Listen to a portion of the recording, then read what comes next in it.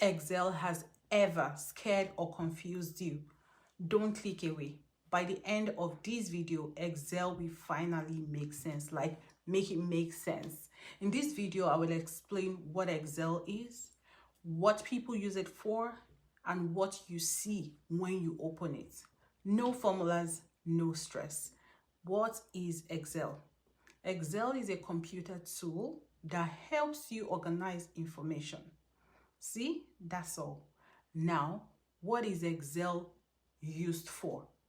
People use Excel to store names, to store numbers, dates, and records in one place. It is used at work, in school, and for personal tracking. Now that you know what Excel is used for, let's look at how it is structured. I am going to show you what Excel looks like when you open it. Now let's see. This is our Excel workbook, and Excel is made of small boxes, these small boxes.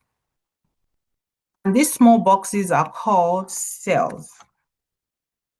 Now, if these boxes are going this way, horizontal way, they are called rows. Now, if these cells are going this way, vertically, they are called columns. Now, let's do a simple practice. Let us write our name in cell A1. Now, this is cell A1, which is made up of column A, row 1. So our cell A1 is column A, row 1. So I'm going to go ahead to write my first name, and I also want you to do the same. So my first name is in cell A1, which is made up of column A, row 1. Now let's do the second practice. Let us write our age in cell B1. Now our cell B1 is made up of column B, row 1. See? So simple. No stress, no formulas. Today you learned what Excel is, what it is used for, and how rows, columns, and cells work.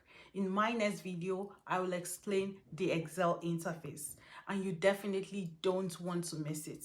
Now, if you find this video helpful, share to a beginner who needs this, and don't forget to subscribe and like this video. And see you in my next video.